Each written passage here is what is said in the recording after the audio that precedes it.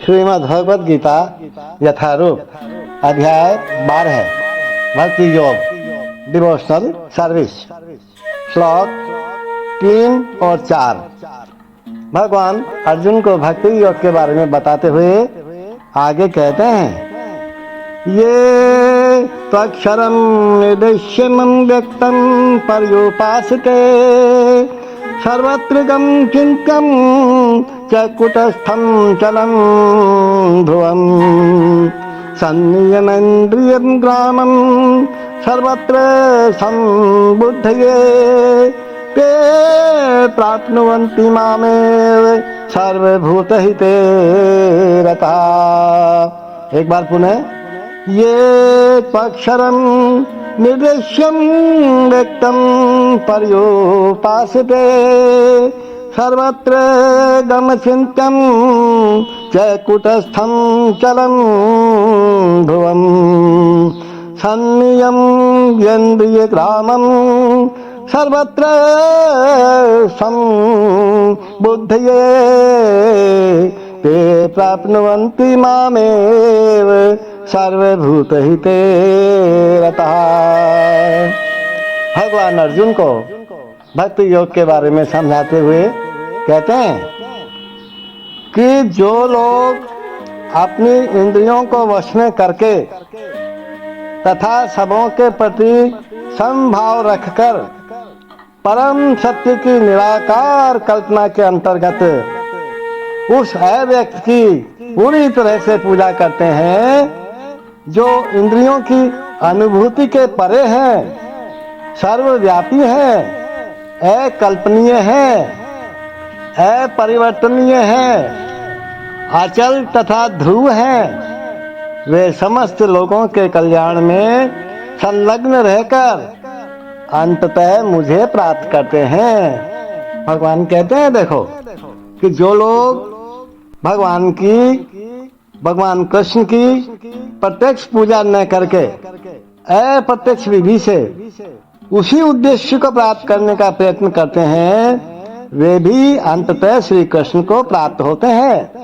जैसे महाराज अपने को दिल्ली जाना है, अब रास्ते अलग अलग है ना, कोई बस से जाएगा, कोई ट्रेन से जाएगा, कोई हवाई जहाज से जाएगा, लेकिन रास्ते अलग अलग है। जाओगे तो दिल्ली, कोई पहले पहुंचेगा, कोई बाद में पहुंचेगा।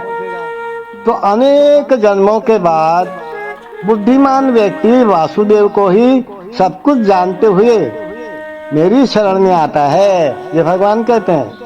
जब मनुष्य को अनेक जन्मों के बाद पूर्ण ज्ञान होता है तो वह कृष्ण की शरण ग्रहण करता है। यदि कोई इस श्लोक में बताई गई विधि से भगवान के पास पहुंचता है तो उसे इंद्रिय निग्रह करना होता है, इंद्रियों पे कंट्रोल करना होता है, प्रत्येक प्राणी की सेवा करनी होती है और समस्त जीवों के कल्याण कार्य में रत होना पड़ता है। ऐसे नहीं कि हम अपना ही अपना काम करते रहे, सभी प्राणियों का ध्यान रखना पड़ता है। इसका अर्थ ये हुआ कि मनुष्य को भगवान कृष्ण के पास यदि पहुंचना ही है, अन्यथा पूर्ण साक्षात्कार नहीं हो पाता। प्राय भगवान की शरण में जाने के पूर्व पर्याप्त तपस्या करनी पड़ती है, थोड़ा कुछ करना पड़ता है। आत्मा के भीतर परमात्मा का दर्शन करने के लिए मनुष्य को देखना, सुनना, स्वाद लेना, कार्य करना आदि इंद्रिय कार्यों को बंद करना होता है महाराज। तभी वह ये जान पाता है कि परमात्मा सर्वत्र विद्यमान है। ऐसी अनुभूति होने पर ही वह किसी जीव से ईर्ष्या नहीं करता। जब सबको भगवान समझोगे तो किसी जीव से ईर्ष्या नहीं होगी, किसी से वैरभाव नहीं होगा और उसे मनुष्य तथा पशु में कोई अंतर नहीं दिखेगा। क्यों नहीं दिखेगा? सब में भगवान दिखेंगे उसको, क्योंकि वह केवल आत्मा का दर्शन करता है, बाह्य आवरण का नहीं। हमारे में भी वही आत्मा है जो एक पशु में है, तो हम उस प्रकार से सोचेंगे ना महाराज।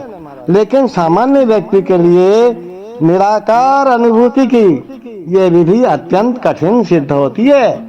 जो सामान्य लोग होते हैं जो निराकार की तरफ सोच के चलते हैं उनके लिए बड़ा कठिन होता है। इसलिए साकार करो और सब जीवों के अंदर भगवान का दर्शन करो। But those who fully worship the unmanifested, that which lies beyond the perception of the senses, the all-pervading, inconceivable, unchanging, fixed and immovable, the impersonal conception of the absolute truth, by controlling the various senses and being equally disposed to everyone.